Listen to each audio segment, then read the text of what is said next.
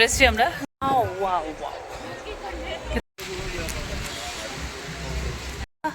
চলে এসেছি একটা নতুন ব্লগ নিয়ে।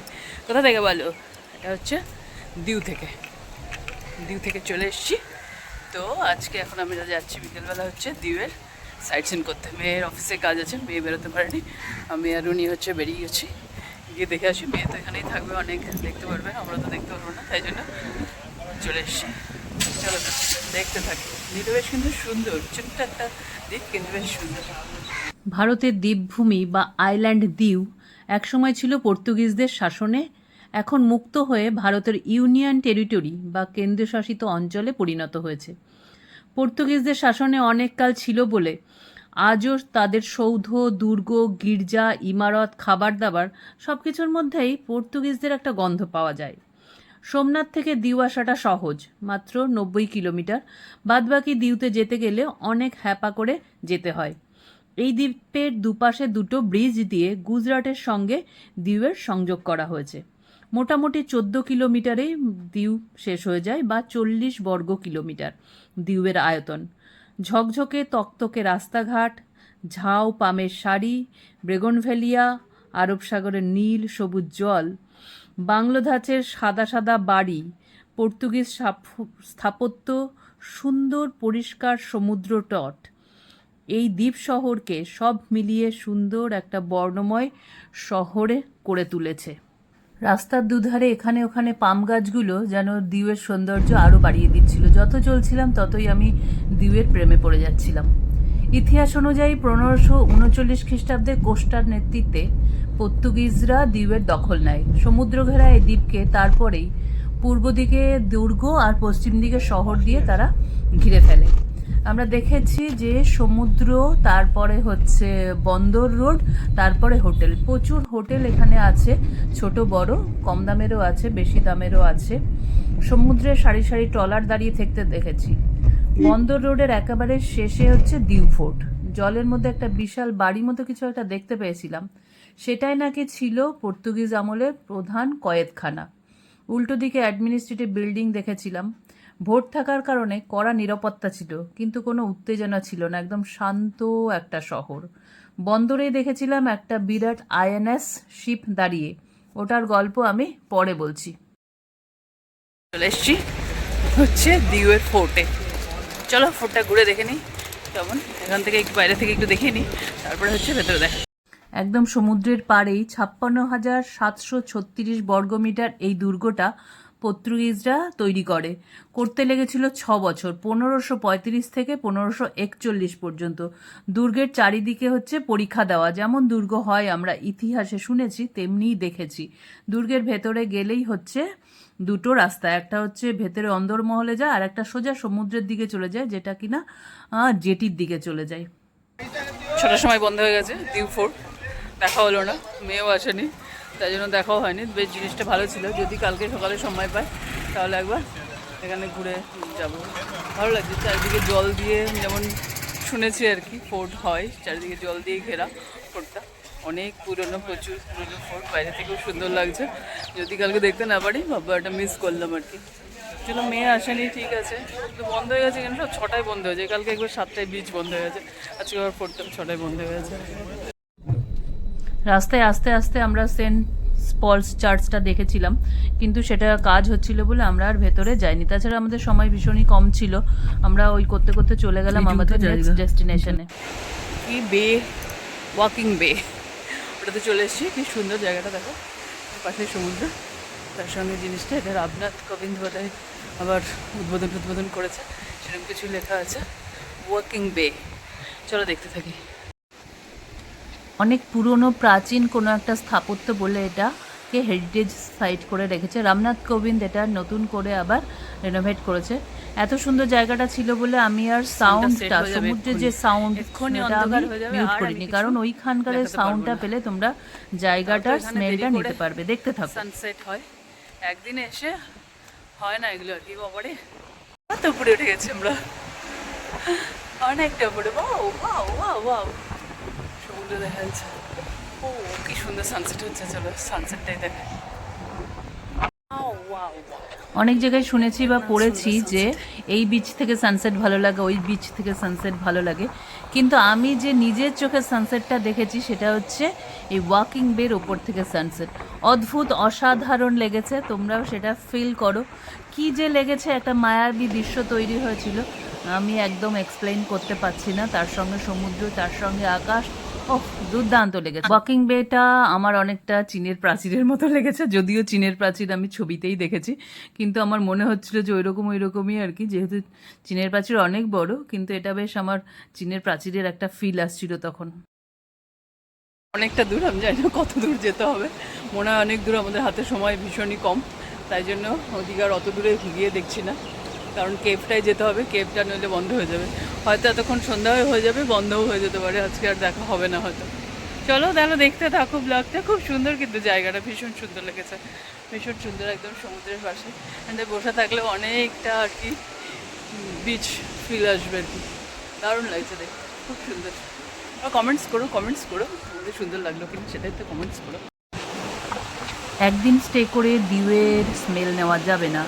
দিউয়ের স্মেল এক এক সময় এক এক রকম বেরিয়েছে, সকালে একরকম, বিকেলে একরকম, সন্ধ্যেবেলা একরকম, রাত্রেবেলা একরকম। তার জন্য সময় নিয়ে অ্যাটলিস্ট 2 দিন আপনাকে চীনের প্রাচীরের মতন লাগলো। ওয়াকিং বেতে প্রচুর স্থানীয় মানুষ সন্ধ্যাবেলা হাঁটাহাঁটি করতে আসে এবং বসেও ওখানে সময় কাটাতে আসে। অনেক মানুষকে গল্পগুজব করতে দেখেছিলাম।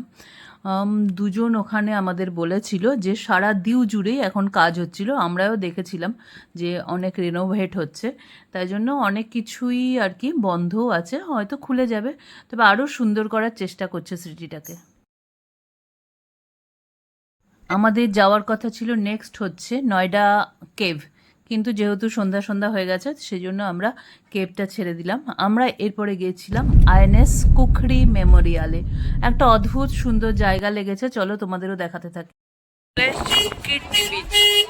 সুন্দর, এখানে এরকম ইলেকট্রিক গাড়ি আছে, এগুলো নিয়ে ঘুরিয়ে দেয়, 50 টাকা করে পার হেড টিকিট কাটতে হয়, বেশ সুন্দর। একটু ভেতরে গিয়ে চলো দেখতে থাকি, টিকিট কাটছে 50 টাকা করে টিকিট। আমরা ছোট গাড়িতে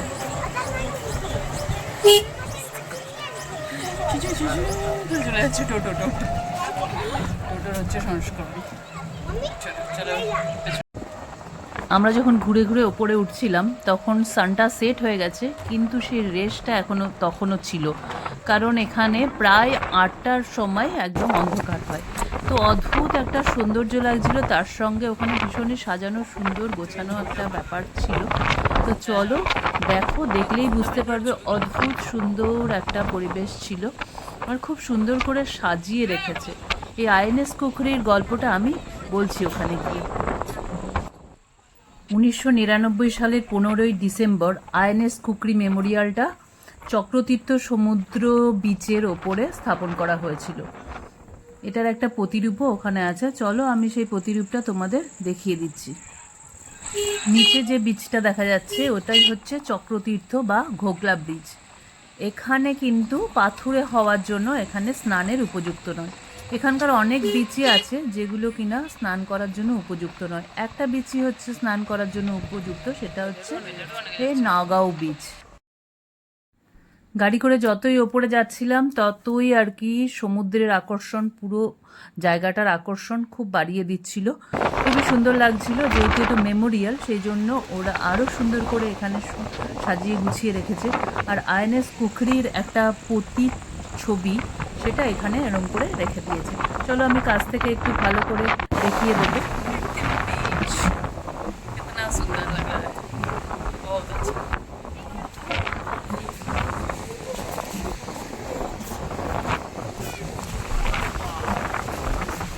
टाइगर फाइबर्स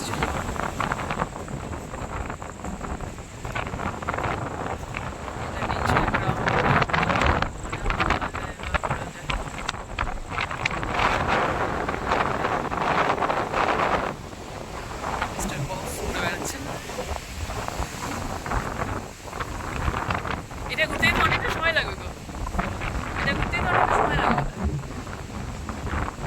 না? কি আছে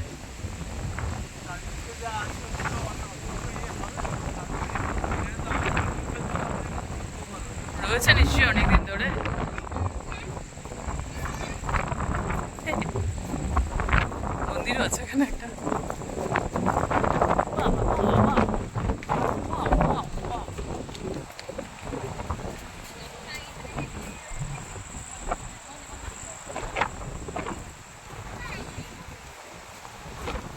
দেখে নি কেমন লাগছে। অন্ধকারটা হয়নি ভাগ্যিস, অন্ধকার হয়ে গেলে কেমন লাগতো। কিतना সুন্দর হয়, কিतना সুন্দর, কি সুন্দর। ওয়াও বাবা, পাথরগুলো হয়ে গিয়ে কি অবস্থা আছে। আচ্ছা বাবা, এটা ব্যারিয়ারটা দিয়েছে, এই ব্যারিয়ারটা দিয়েছে, কিন্তু কতদিন থাকবে তার ঠিক নেই। প্রকৃতির কাছে আর কি সবই এসে হয়তো হয়ে যায়, একদিন না একদিন আবার তলিয়ে যেতে পারে। মানে সমুদ্রের মাঝখানে একটা উঁচু আর কি একটা জায়গা, সুন্দর করে সাজিয়ে গুছিয়ে রেখেছে। টুরিস্ট প্লেস যখন, তখন তো লোকে দেখতে আসবে, তাই জন্য ভালো লাগছে জায়গাটা। আসলে মিস করতাম না, দিনের বেলা আসলে সন্ধ্যাবেলাটা যেমন সুন্দর লাগছে সেরকম লাগতো না নিশ্চয়ই। খুকরি ছিল হচ্ছে ভারতীয় নৌবাহিনীর একটা যুদ্ধজাহাজ। 1971 সালে ভারত আর পাক যুদ্ধের সময় এটা ব্যবহৃত হয়েছিল। 9/12/1971 তারিখে পাকিস্তানের একটা সাবমেরিন 3টে টর্নেডো দিয়ে এটাকে ধ্বংস করে দেয়। দিউ থেকে 40 ন্যাটিক্যাল মাইল দূরে গিয়ে এটা সলিল সমাধি হয়।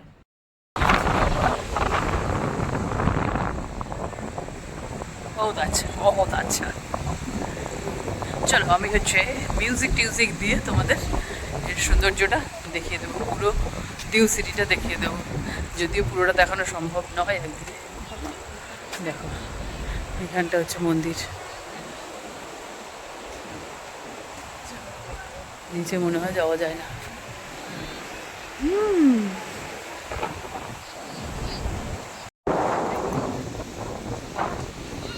চলো মোটামুটি এবার অন্ধকার হয়ে গেছে, এবার হচ্ছে আমরা আবার ওই করে ওই গাড়িটাই করে আবার ফিরে চলে যাই। প্রচুর মানুষ এসছে আজকে, কালকে এখানে ভোট আছে, তাই জন্য অনেক কিছু বন্ধও আছে। এটা ওটা সেটা সবই বন্ধ। এখানে যেমন গুজরাটে যেহেতু মদ নিষিদ্ধ, তাই জন্য এখানে হচ্ছে সব গুজরাটের লোকেরা স্যাটারডে সানডে মানাতে আসে, তো এখানে সেটাও বন্ধ করে দিয়েছে ভোটের জন্য। 3-4 দিন বন্ধ থাকবে।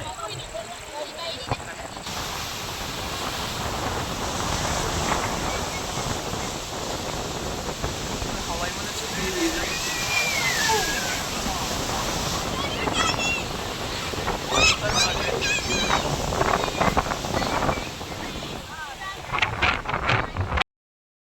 একদম ওপরের দিকে একটা কাচের জায়গা করে আইএনএস খুকরির রেপ্লিকাটা রাখা হয়েছে। আর যতজন ওখানে সলিল সমাধি গেছিলেন তাদের সবার নাম ওখানে লেখা আছে।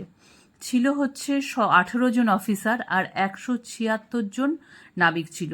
ক্যাপ্টেন ছিলেন মহেন্দ্রনাথ মুল্লা, তিনি তখনকারের আর কি কমান্ডিং অফিসার ছিলেন। তিনি মরণোত্তর পেয়েছিলেন।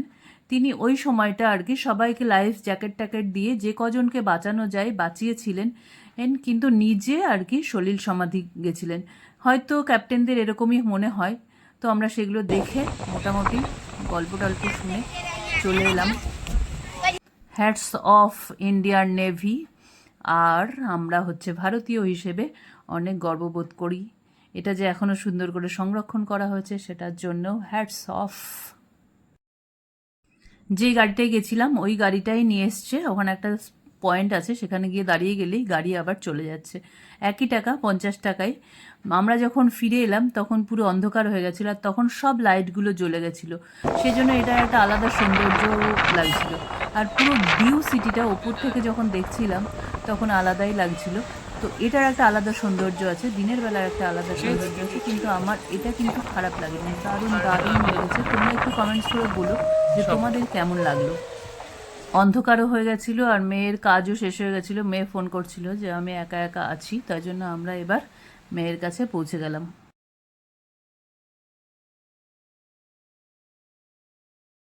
নাগুয়া বিচটাই হচ্ছে সব থেকে অ্যাট্রাকটিভ বিচ, এখানে স্নানও করা যায়। আর এখানেই হচ্ছে সব যত যেমন স্টল থাকে, ফুড কোর্ট, জামা কাপড়, চেঞ্জিং রুম সব আছে এখানে। এখানেই হচ্ছে যত রকম ওয়াটার অ্যাক্টিভিটিস এই নাগুয়া বিচেই হয়। তো মেয়ের যখন শেষ হয়ে গেছিলো আমরা এসে এখানে একটু ইভিনিং স্ন্যাক্স নিলাম, মেয়ের জন্যও নিলাম, আমাদের জন্যও নিলাম। আমরা নিয়েছিলাম হচ্ছে জেন, পিওর জেন এখানে পাওয়া যায়। সেই জন্য আমরা ওখানে জেন ফুডই নাচতে ইচ্ছে করছে, নাচতে ইচ্ছে করছে।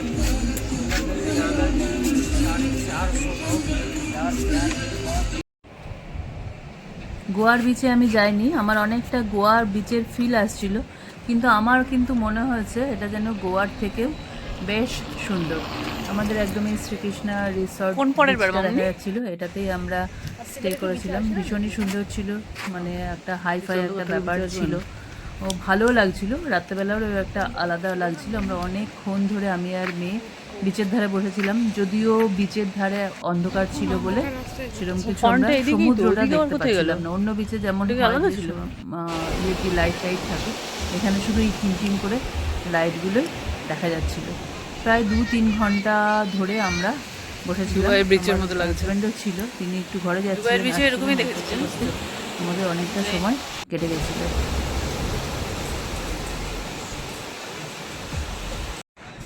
আমরা বাঙালি বলে আমাদের তো একটু খাওয়া দাওয়া দেরি হয়, তাই জন্য আমরা ভেবেছি যে ধীরে সুস্থে গিয়ে ডিনার করব, কিন্তু ওদের একদম 10:30টার আগে অর্ডার দিতে হবে। তো আমরা একটু লজ্জায় পড়ে গেছিলাম, একদম 10:30টার সময়ই গিয়ে অর্ডার দিয়েছিলাম। ওরা আমাদের জন্য অনেক ওয়েট করছিল, অনেক ভীষণ ভীষণ ভালো ছিল। ওরা বেশ অনেক আতিথ্য করছিল আর কি, অনেক গল্প গাছা ওদের সঙ্গে হলো, যদিও সব ভিডিও ধরে রাখা যায় না। আমরা ডিনার করার পরে আবার রাস্তাটার মধ্যে হাঁটতে বেরিয়েছিলাম।